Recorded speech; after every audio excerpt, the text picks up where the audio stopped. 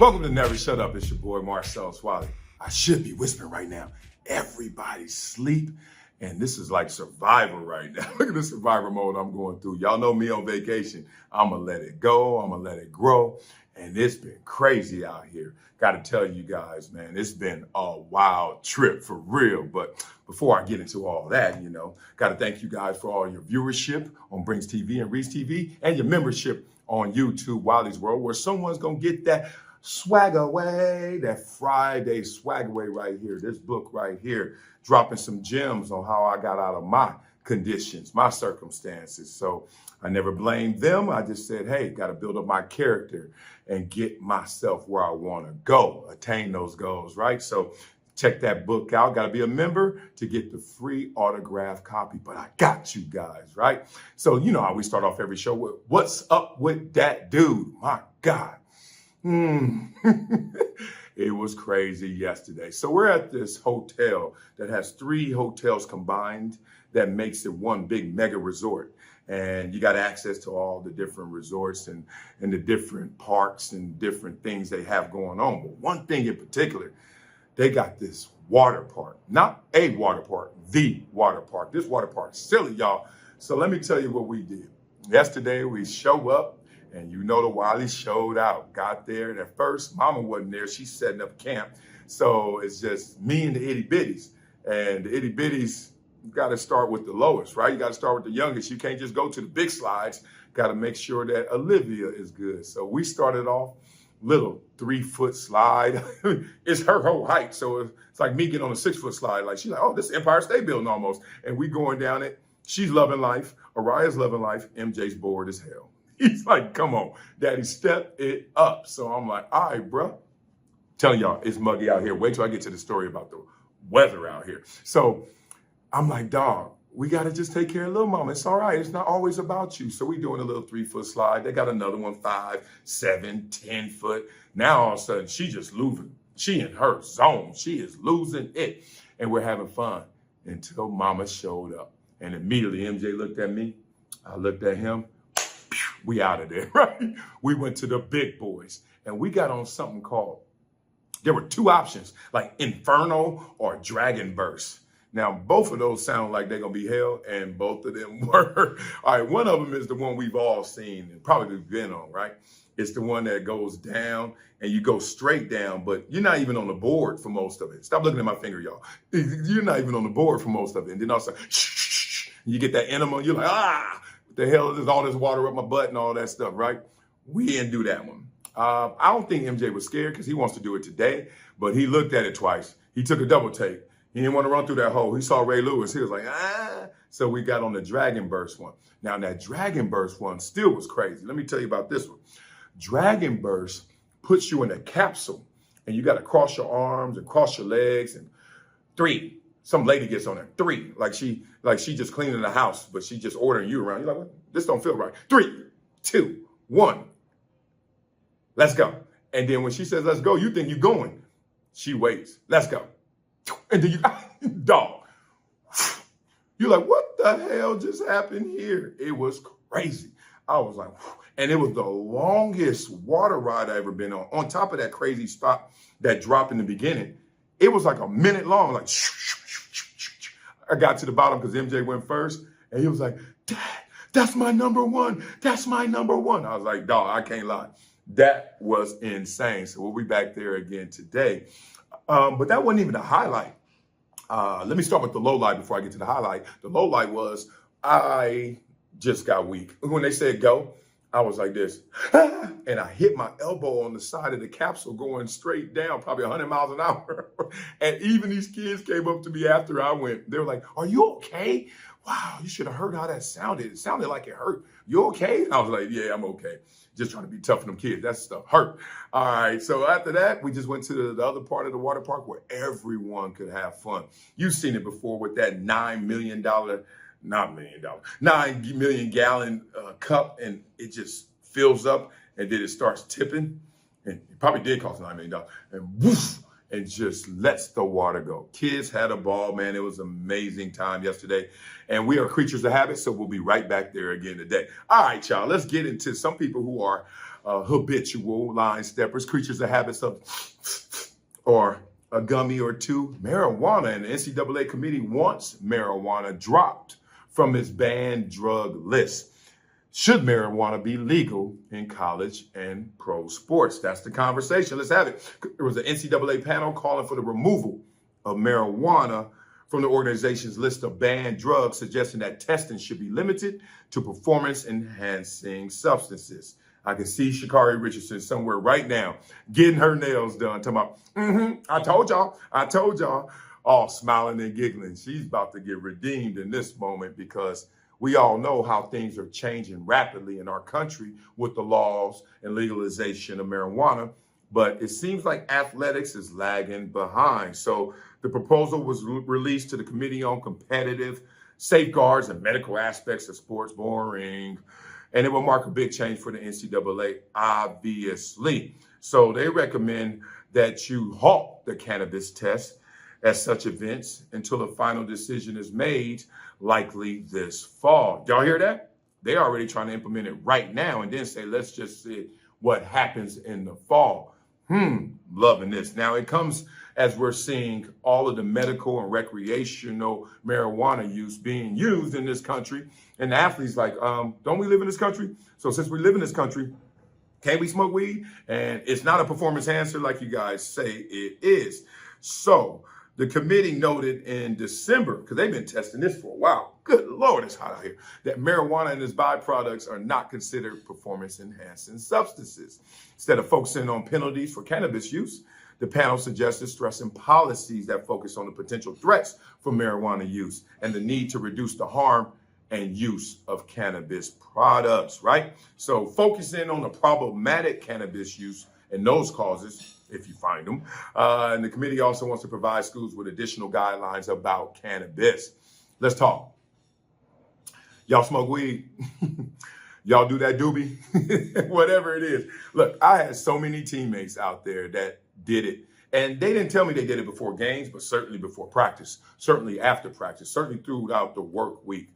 And they balled out in practice. So I got to assume, did they stop for the game or not?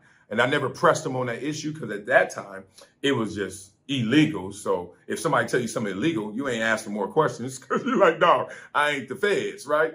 But I could assume safely that a lot of my teammates did use marijuana. I did not. I hydrated. So I don't want this to turn into like no civil war, alcohol versus marijuana, Crips versus blood. It was just simple. I never used alcohol before a game because I thought it would hurt my performance, not help it. But after every game, absolutely. So just in the issue of fairness and also just using plain logic, it's time to get up off this one, right? It's time to catch up to the times and do your research, do your homework, but at the same time, let's make this legal in athletics. What you guys think? So I'm going to be checking you guys out in the comments, sweating and dripping all on the comments, looking to see what you guys think. Is it time to legalize it, or you still think it should be banned? Coming up next on Never Shut Up. Oh, let's go with my boy Nick Saban. He's talking about Alabama football, and he is upset at the college football playoff system, saying, quote, do you really get the best team? Let's talk through that process next on Never Shut Up on Brinks TV and Reese TV. Woo! Hot.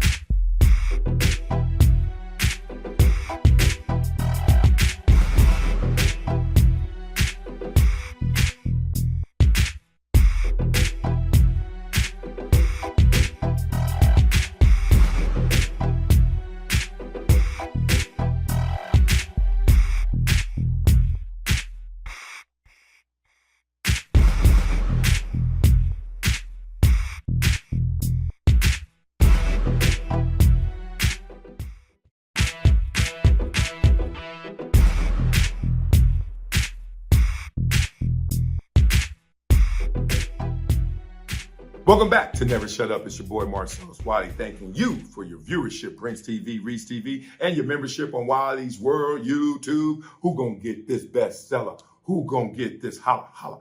That didn't rhyme. Okay, somebody gonna get that book right there, because in the book, I do rhyme. I do drop some nuggets, some logic on y'all, man. Tell you about my life. That's it. And it's been a crazy one. But let's talk about this crazy event, which was the national championship game in college football last year.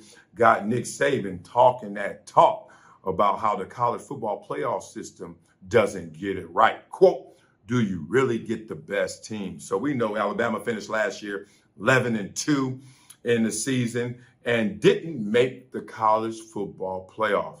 Instead, Alabama had to take his talents to play in the Sugar Bowl and beat up on Kansas State 45-20. We all saw that. So Nick Saban talked about the college football playoff system when it came to parity in the FBS and whether there was a better way to decide which team gets into the postseason. We all know there's a better way to doing this than the way that they are doing it. So here's the quote. But the problem with the way the whole system is, there's no accounting for that right. Saban told Joel Klatt, my dog, I love me some Joel Klatt. He kills college football. He says this on his podcast, The Joel Klatt Show. So all we do is take the teams that win the most games at the end of the year, put them in the playoffs. But do you really get the best teams? When they told me that we will be favored against 3 out of the 4 teams that got in the playoff, I'm like, why aren't we in the playoffs? Damn right. Why weren't they in the playoffs? They were favored in his eye. I think it was 2 actually, but 3. The point being, you're supposed to be 2 or 3 of the teams that's in the 4-team playoffs, and y'all on the sidelines. Make that make sense. So you know what happened, right? We saw the national championship game, Georgia. I don't know what you call this. Drumline drummed TCU 65-7 on the sideline, eating wings and things, just chilling, like talking to the cheerleaders. Like, I know we ain't supposed to be hollering, but what it do? We winning 65-7 in the game. One of the biggest blowouts in the history of the national title game. You think there was one bigger? I don't know that one. Georgia beat Ohio State and TCU topped Michigan to get to the final. So Alabama was seen as the favorite in each of their games during the season. And as I said, they were the one who were favored against Michigan and TCU if it talks about the college football playoffs, and underdogs against Georgia and Ohio State. But I think they would have sniped Ohio State as well. So here's another quote from him. Does that mean they have a better team, Nick Saban said? Or does it mean that those people don't know what they're talking about? That's right. We know who he's talking about. I really don't know that, but I'm not being critical of anybody. Yes, you are. But if you're going to have parity, you have to have a better way of figuring out who has the best teams, not just because you lose 2 games on the last play of the game, Alabama.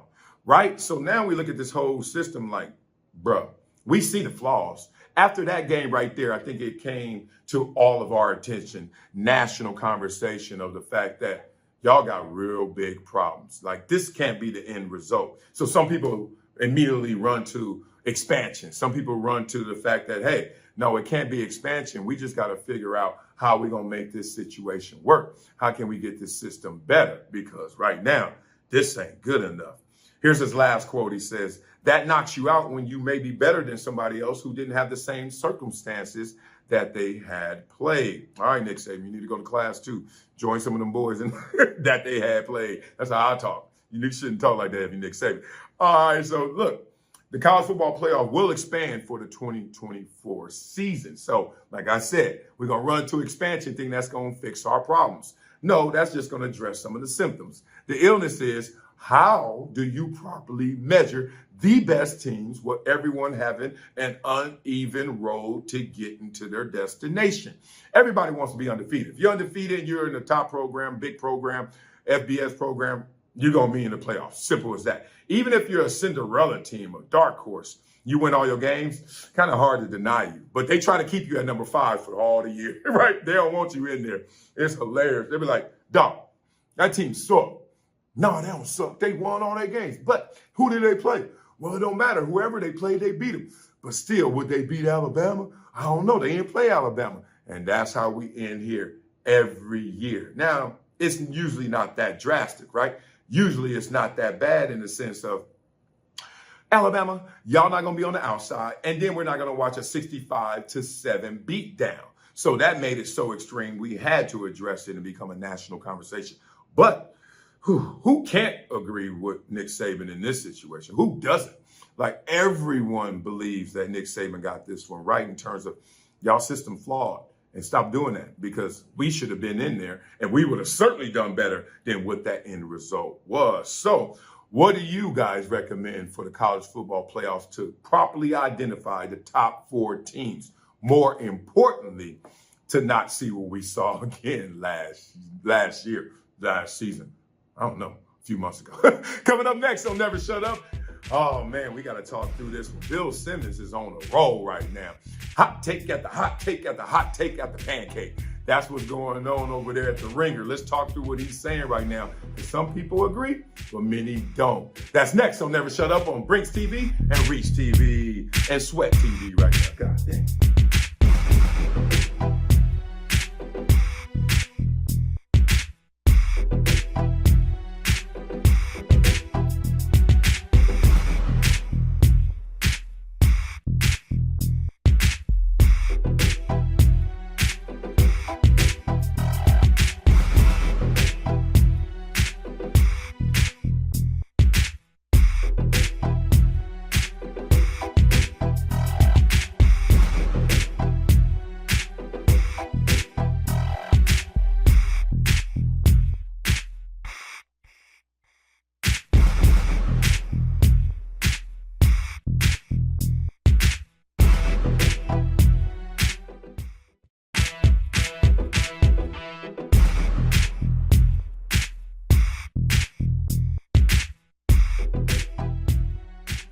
Welcome back to Never Shut Up. It's your boy Marcellus, Wiley, man.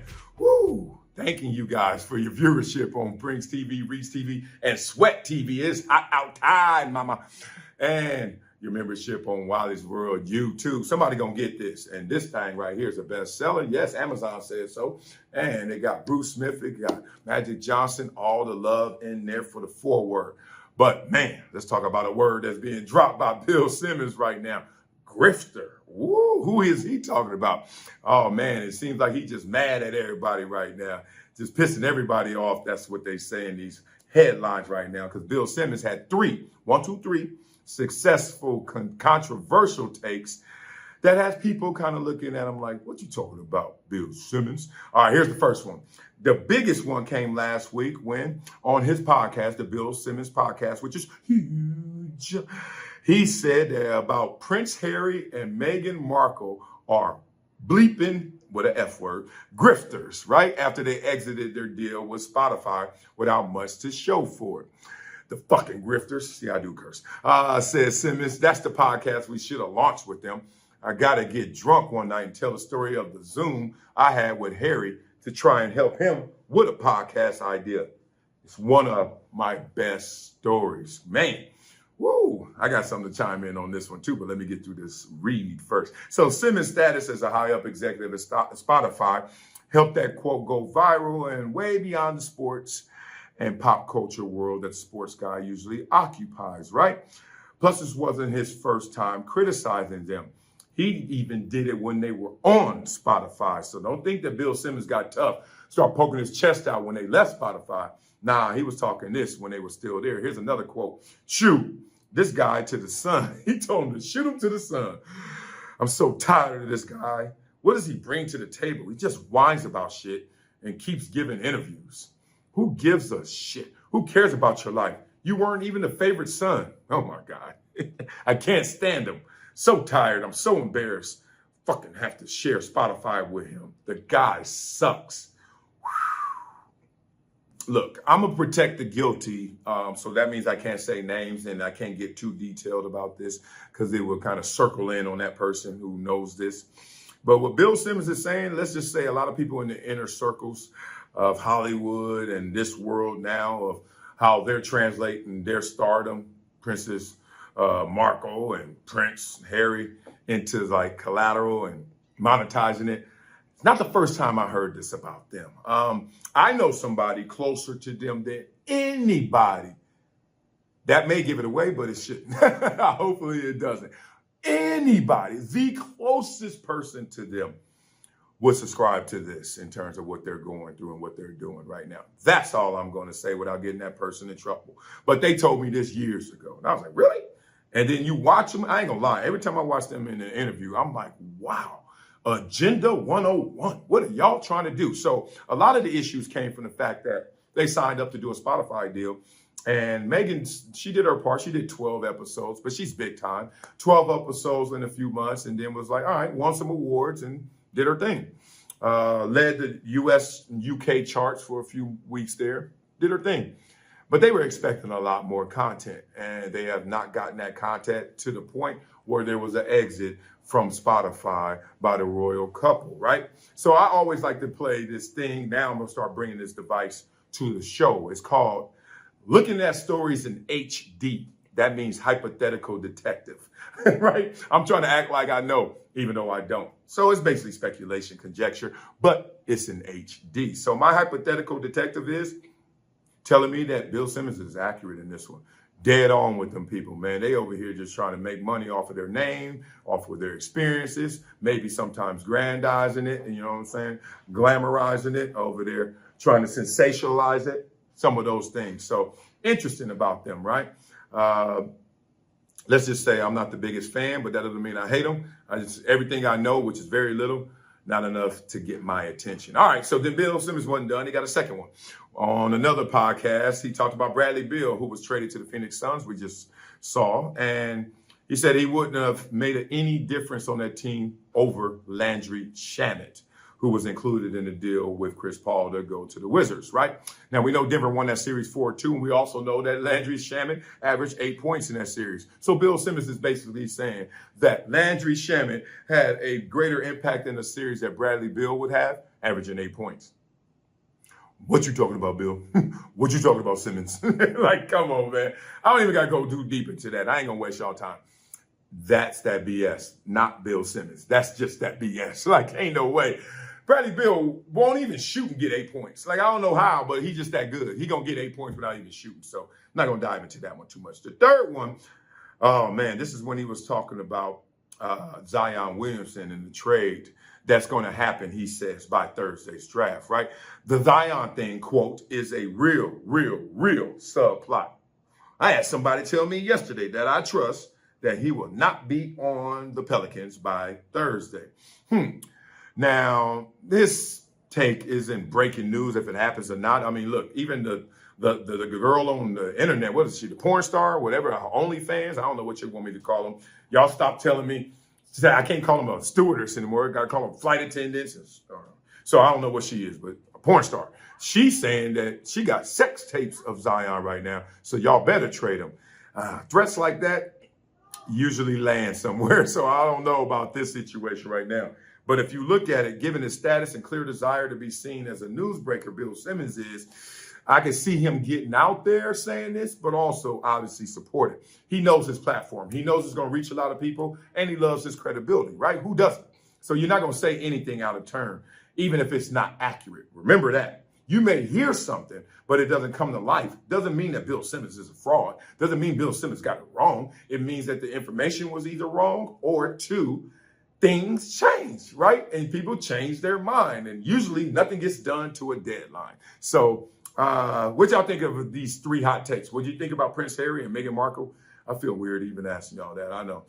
What y'all feel about Bill Simmons talking about Bradley Beal? That's an easy one. And what about Zion? Is he going to be traded by Thursday? Those are the conversations we're having in the comments. Coming up next on Never Shut Up, my favorite segment, Wiley World. It's time to do Wiley's World. No Mikey P. Tell you why. Ooh, it's going to be crazy. Let's do that next on Never Shut Up on Briggs TV and Reach TV. Bye, bye, bye.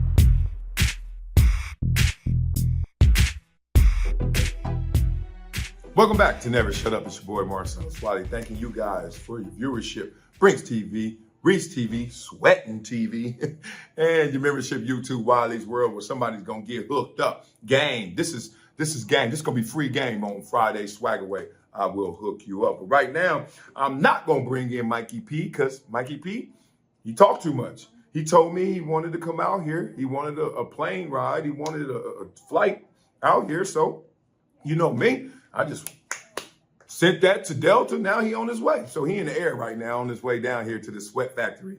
Look forward to him coming. I'm lying. You know Mikey P ain't here. The elements, man. Let's just be real about it, man. This is my 100th episode, so I'm feeling really, really special. And I just wanted to hold this one to myself. Didn't want to share it with anybody. Wow, I'm lying again. This is the 100th episode, but Mikey P just ain't here because of technical difficulties, y'all. We had the craziest, I'm not lying, tropical storm yesterday at the water park, so didn't make us no difference. We already wet, soaking wet. The 9 million gallon cup is pouring stuff on us, and they literally, you see that big cloud. You know, you out here and you go in them tropical places, you see that cloud coming. You're like, oh, yo, that cloud got bad intentions. And he came and destroyed. So I'm going to be Mikey P and I'm going to be me. Let's do it. Okay, Marcellus. You know how Mikey P talk all slow. Okay, Draymond Green. I ain't going to talk that slow because I know y'all be like, come on, speed it up. Draymond Green is declining his $27.5 million player option and will enter unrestricted free agency. Green can talk with the Warriors, explore signing trades and free agency.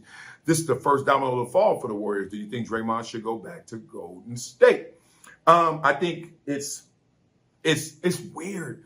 It's the best and worst thing that could happen to him if he stays in Golden State. The best thing is because he knows that system, Draymond Green, being the player he is, that we still have question marks about how he can perform outside of that scheme, outside of that organization. It would be best for him to stay there because he knows it like the back of his hand. They've had tremendous success for a championship ring. So that's the best thing. But it's also the worst thing if you're Draymond Green being selfish. One, you could get more money going somewhere else. 27.5, I think Draymond commands more than that. But two, it's time to address those issues that will follow you and your legacy forevermore in terms of could you be something without Steph, without Clay, without the Golden State Warriors, without Steve Kerr. So me personally, selfishly, I will look at the Golden State Warriors and realize all we really have is Steph and Wiggins most of the time, but and then Jordan Poole some of the time. Versus go somewhere else, but who's going to pay him and still have a team that they could support and address, right? So that's the problem right there. Where can he go get more money and still have a greater opportunity? So, if it were me, I would leave. I just got to check that box. Y'all ain't going to be talking bad about me for the rest of my life. I'm a 4-time champion. But you never won outside there. You wouldn't have done anything if you didn't have Steph carrying you. So I would leave. All right, here's his next question for Mikey P. Let me look like Mikey P. Y'all ready? This is going to be a bad joke, but it's going to be funny. No, it was just a good way for me to wipe my sweat. Dalvin Cook, interested in teaming up with DeAndre Hopkins, says it will be epic for the NFL. Yeah, according to you. Let me stop. Do you think they make an epic duo or would they not be so epic one-year deals? Basically, do you think they are still game changers on offense or on their last leg? Both of them together is something. That's still some nitrous. Look, it ain't full throttle nitrous. It ain't fast and furious, but it's something still because Hopkins still got game for sure. And you talk about Dalvin Cook, he got game as well. Plus, they play positions where you are going to rotate no matter who you are. You're going to come in and out. So spot duty, you're not going to have to be the man, even though your name commands that. So those two forces joining together with what they still have in the tank would be game changing. However, most teams are not going to bet long on that. They're going to bet short. So that's going to be one-year deals, as said. And those one-year deals, are they going to sign them? So it's going to be tough to get those two guys to join forces on one-year deals because that is a tough predicament. You want job security. You want the long investment, right? Do you really want a one-year deal with somebody else to try to form some kind of wrestling super team? I don't see it happening. Okay, here's the last one. Packers star cornerback Jaire Alexander has some words about his new quarterback, Jordan Love, yesterday, and he sure didn't disappoint. He said Jordan Love is the best quarterback in the league.